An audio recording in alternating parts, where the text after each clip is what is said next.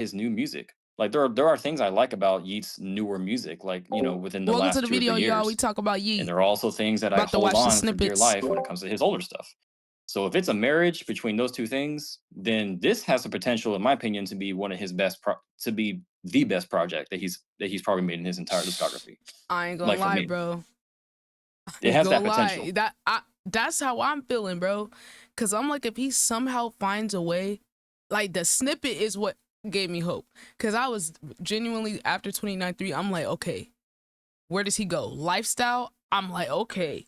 I see how he's 29-3 was like almost raw experimental. And then lifestyle was like, okay, he took some of the good elements of 2093, mixed it into lifestyle kind of with the old sound a little bit.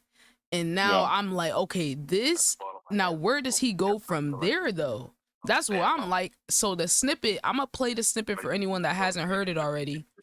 And then I think he might have played a full version of the snippet during the Coachella.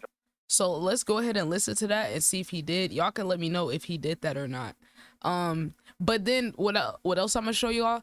Y'all, he hopped on a remix of "Feel No Ways" by Drake, and I thought it was crazy. Hot take. Okay, I'll save the hot take. I'll say the hot take for y'all, but I want my fellow Yeat fans to see this because I was late to watching the show. I was like 10 minutes late, so I think I might have missed the snippet. So he played the full thing. Okay, here's the original snippet, y'all. Yo, this shit got. Let's see. All right, y'all. Let's go ahead and check it out. By the way, we're live on Twitch. Y'all can drop a follow, pull up to the stream. My fellow Yeat fans and Yeat Glazers, okay? This is home, okay? This is home. We're in the middle of a convo, and I was like, you know what? Let me just clip this so YouTube can see. All right, let's see the full little introduction to it. Let's see. Now, first of all, him popping up on the bell, I missed the first 10 minutes, so I was wondering if he got on the bell. He did get on top of the bell. Barrett, by the way, this is a 50-foot bell.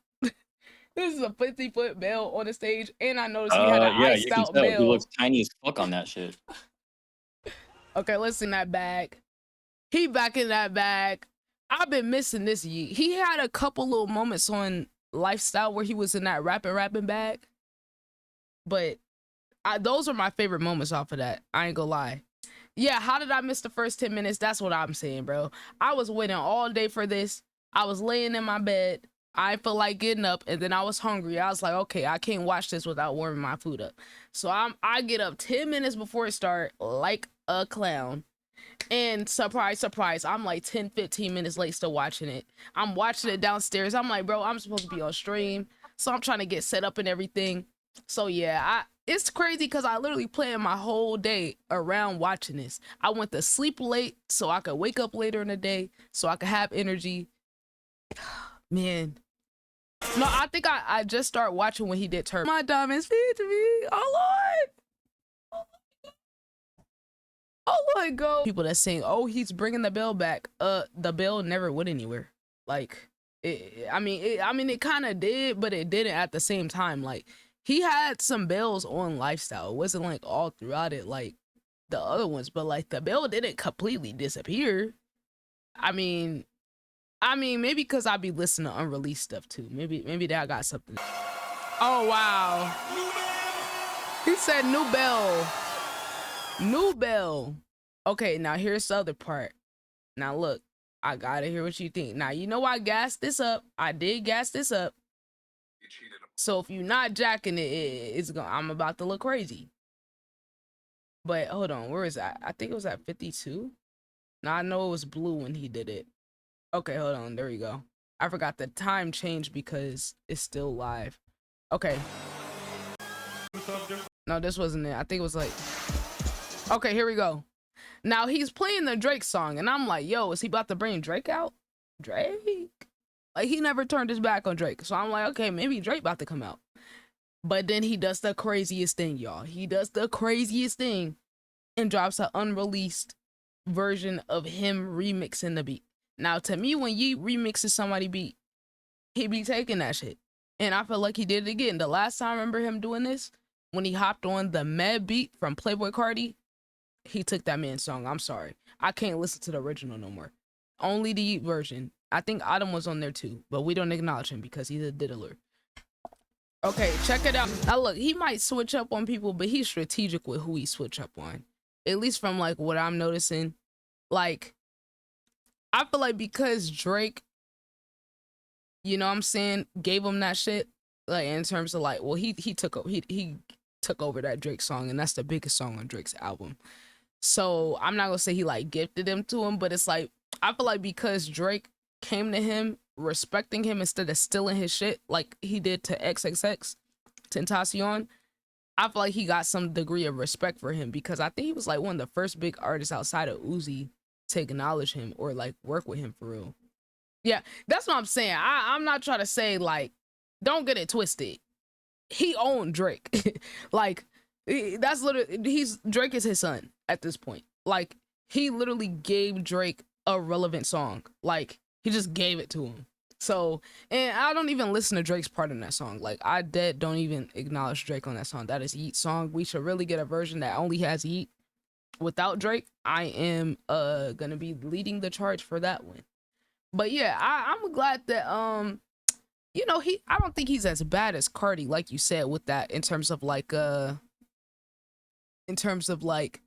Carti literally Yeat switches clears up on Cardi. everybody. Stop it. No, well, he's not saying he's not, but he just talk about in terms of like switching up, how like Carti switched up on the people he came up with, and how Yeat kind of ditched some of the people he came up with. But I know he recently made up with Summer, so I don't know what their issue was, but I know he switched up on a lot of the people he was working with. At least he But didn't steal sauce on the way up. yeah, Cardi did both. exactly. And I'm tired of people Cardi backstabbed glazing. and stole sauce. I don't give a fuck. Agreed. Exactly. So the thing is, like, I'm glad that he made up with Summers. You know, that was nice to see them collab again. But I don't know. What you think about that? What do you think about Summers' verse on the lifestyle, though? Uno, because I feel like a lot of people were hating it. I didn't think it was that bad. I'm gonna keep it a buck. I didn't think it was that bad. Yeah, I saw that. Oh, so that's why he stuck with Summers, because of the right. Because I did hear about Summers getting jumped by Homicide Gang. That was pretty crazy. And I think, is that what made the other Opium dudes switch up on him, because they were cool with Yeat, and then all of a sudden they switched up, and I was like, huh, that's kind of weird. This the most lyrics he said for any song, and then they ain't even released. Like, I feel like his actual vocal performance on the Rolling Loud was way better than this one. Like, I feel like he was just vibing on this, but I'm just realizing this the most lyrics he done said. I want this to his ex, because I heard she like, or they broke up or whatever. Who knows why? You know, his lifestyle is crazy, and he is a drug addict. So, you know, those type of things can definitely mess up a relationship. A backing track, like, even though he got a backing track, he's still saying more lyrics than most of the other songs. Like, the other songs, it's like he was just vibing, and then maybe like out of every 5 lyrics, he say like one word out of every 5 lyrics. But he's definitely a better performer than when he first started. Like, he's way better. Like, the Rolling Loud one really impressed me. I was like, oh, okay. His Wireless Festival one was cool too, but I feel like the Rolling Loud so far is probably his best performance. I did watch a performance he did to some like German or European rather hip hop festival. That was all. Give him the song, bro. Just go ahead and clear it, bro. Just clear it. He stayed loyal to you through the beef, bro. Just go ahead and clear that so we can get this on streaming platforms. But I feel like, I don't know, he seems like, in terms of 2093, you know, I know he was trying to go on his sobriety journey, but the way I look at it is like, if you've ever been around people that are actually like addicts, the sobriety process is like a lifelong thing. And I think the way I looked at it was, because I remember when he was previewing Lifestyle, there was an Instagram story or something where he was like previewing a song, and I saw a credit card and like a line of some white stuff, and I'm like, oh shit, he back on the drugs. But it's like, that's realistically what the cycle is. And I think like a lot of people that are creative and artistic, there is a parallel between that and them having like mental problems or like things like that, which correlates with a lot of like drug use and things like that. So I feel like it's kind of just a part of people being like, almost like a lot of artists are disturbed individuals. And it's not surprising that they end up having a lot of problems with drugs and things like that. And I was definitely excited to see him go on that journey, but I knew at some point it was going to go back into that cycle of, okay, now he back doing other stuff. And it's like, I personally, like, I was hating to see the fans like, oh yeah, he needs to get back on the drugs so he can make music like Two Alive. And I'm like, yo, that is like so selfish and just so dehumanizing that y'all literally want him to get back on drugs that are not good for him when he literally almost died multiple times because of the drugs, just because you want to hear a certain style of music. Like, like, I was like, hey, if the music don't got the same vibe as the old stuff, go listen to the old stuff. He got plenty of unreleased songs and leaks out there. If you want that vibe, it's 50 million leaks for you to choose from. So that was like my gripe that I had with some of his fans, where I was like, yo, y'all are so lame. Because like at the end of the day, he's still a human. Like there is a human behind the art. And it's like, for people to be like, yeah, like he needs to do the drugs. Like, nah, like I actually kind of like that he was trying to, or that we got to hear music where it was kind of just showing where he was at in life in terms of trying to battle with that, battling with like who he is as a person, being selfish, being a little psycho, a little crazy. Because, a lot of people, anyone with the type of drive he has, got to be a little crazy. I mean, the man was doing like 250 songs in a month at a certain point, dropping 2-3 projects in a year. And I do have to address as well the fans that keep saying Zach Bia ruined his career. Like, I don't know where y'all are getting this narrative that, oh, Zach Bia is the reason Yeat. I literally watched an interview with Zach Bia talking about when he met Yeat. Yeat already had his next 2 to 3 albums planned out. And that was pre-Life. That was before Life. So he already had his plan and his vision. All Zach Bia does is take care of the marketing and the promo and helping make his vision come to life in the best way possible. So it's like, if you don't like the stuff he's done, stop blaming Zach Bia like he's the one that's giving him the creative vision. This is all his creative and artistic vision. You either like it or you don't. Like, come on, man. Yeah, I heard he has some more so turned to alcohol around lifestyle. 2093 man was coping with Nick. Yeah, I do be seeing him use that geek bar. I feel like him acknowledging his issues with drug in 2093 was exploring trying to be sober. Yeah, and to be honest, it's like, as a fan and as a human, I don't feel like it's my place to judge, like what someone does to cope. Everyone has their own things that they do to cope. Some things less healthy than others, and it's like, that's just the human side. He's the one being vulnerable enough to like say this stuff, and I really feel like artistically, that's why I have so much respect for 2093, even if it isn't my favorite, because he attempted to put that in the music just as much as when he was on the drugs and stuff. He attempted to put an introspective analysis on himself into the music, which, yeah, maybe he's not doing it like Kendrick Lamar, Mr. Morale, or anything like that, but for artists like him, I feel like that's so rare for someone to even embark on that journey, especially when they got the aesthetic and the persona of being this druggie that just want to turn up and da-da-da-da. Like, I'm always gonna support him just off the strength of having the courage to do that alone, and having the courage to go against his own fans and be like, no, this is what I want to do. I artistically want to go this direction.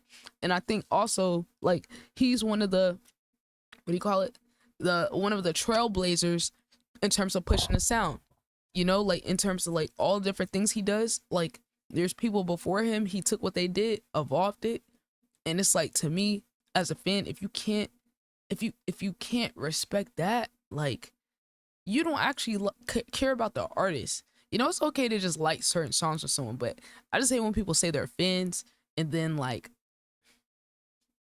trash the artist because they're not doing exactly what they want, especially when there's as much unreleased music out there as he has.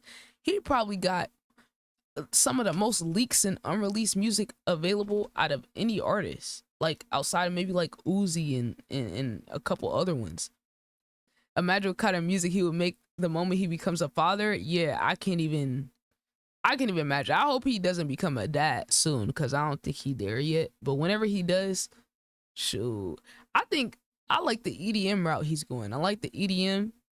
I think that's low key, like, in a way, kind of like pushing the sound again. Like, yeah, there's EDM and hip hop, but like, how many mainstream people do you hear like infusing EDM into their stuff? Like, you know, and I do think people that are visionaries, people that are like a little ahead of their time, they're gonna get the critique for what they're doing because they're doing it first or early, and they're leading the charge. And down the line, people are gonna come back and be like, "Dang, bro was really ahead of the time. He was really a pioneer of the sound." Because I remember seeing that snippet of the Playboi Carti song that sounded like "Breathe." Like, so it's like you got Carti following Yeat now. I'm gonna see if I can find that snippet for y'all right quick. Here we go. Here it goes. Here it goes. This was the snippet, a leaked Carti snippet that sounded like "Breathe." Just to prove my point, like, people are criticizing Yeat for 2093, or a lot of his fans, right? Or people that didn't like it. But yet you got Carti playing around and experimenting with the similar sound. And Carti's supposed to be one of the pioneers, but now he's following Yeat. And I'm not going for the people saying Yeat copy Carti. I don't know where the hell y'all get that from. I'm gonna need y'all to take his meat out y'all mouth, because it's messing up y'all brain cells. There is no, in no world did Yeat copy anything from Carti. Like, you got the wrong guy. Like, you can point to a couple people that was influenced, but Carti is not one of them, because Carti stole sauce from Uzi and Uno. So I ain't trying to hear that. Yeat is Thug, Future, Uzi. I wish y'all would try to give Carti credit for what Yeat does. But now you got Carti biting off of Yeat. So even if you did want to say he bit from Carti, right? Even if you do want to say he bit from him, now Carti's biting from Yeat. So who really won the war? Said Termit used a whole lot of red type beat. I'm not even gonna give him that, Uno. I'm sorry. I'm not giving him that, because Trippy and Uzi were on rage type beats before Carti. Facts. As a person that listens to Trippy, right, and Uzi, they 1000% were on that before him. So once again, another example of Carti stealing sauce. It is what it is, man. I give credit where it's due, but I just don't like how people try to, like, Carti has influenced enough people for you to be able to just point out the ones he's influenced. You don't gotta try to throw Yeat in there to try to give him credit for Yeat sound, when it's like, it's very clear who Yeat was inspired by. Very, very, very clear. Like, if Carti hypothetically was an influence, he would be so far down the list. Like, there, I mean, we would have to throw Wayne on the list before Carti. It would be Thug, Future, or whatever order. In some order, Thug, Future, Uzi, Wayne. Shit, I'll even throw T-Pain on the list before Carti. What's the Oh my what? God. If we're talking about like the people that's influenced Yeat, because I was just responding to like some of the fans that will say like, oh, like Yeat bit Carti sound, because they be trying to give him credit for everything. And I'm like, nah, like there's a whole list of people that you can point to that influence Yeat sound before you go Carti. That's crazy glaze. That's crazy glaze. And like Uno said, a lot of people will say like the rage type beats, but I said Uzi and Trippy were on rage beats before Carti. Whole lot of They it was were. 2020. What are we saying right now? Like, and once again, just another example of Carti biting sauce from other people. Carti sees other people do stuff that works, and after it's established, he down the line, he starts to do it. Same thing with the rock aesthetic, right? Uzi was doing it first out the gate, and then down the line, Carti pivoted into it and then turned it into a whole vamp lifestyle. You know, he took it and ran with it and turned it into something else. Now he's a bisexual vampire. You said a year barely down the line, bro. Trippie Redd was on Rage Type Beats in 2018. What are we saying? And if I'm not mistaken, Uzi was on Rage Type Beats around that same time as well. So who did it first? Who did it first? It's not in no way, regardless how short of a time span you want to say, like it's no way we can shape it where he didn't wait for other niggas to do it and then hop on. You said like a year later, bro smoking the Camels too. Yeah, it's crazy. Hold on, let me finish playing the snippet right quick so y'all can hear it. Imagine I was shocked when I saw this supposed to come out. Like, about that. Are you better than me? This is Carti, by the way. Wait. That's the snippet. Now, if any of y'all heard 2093 and heard Breathe, you can't tell me that don't sound like Breathe. Even the way that he's like taking the breaks, like taking the pauses and letting the beat ride, like it is so obvious. So like, to any of the Carti fans that want to say, oh, that's his son, now Carti's Yeat's son. If I were to just give y'all that and be like, okay, he bit from Carti, like, bro. So anywho, that's it for me. Any final thoughts, chat? Like, any final thoughts buried in chat in terms of like this new era, how we feel about the sound, etc., etc. Because I got most of my thoughts out. Just to get it upon where each of the beat to land, they feel shot. All right, we're gonna wrap this up.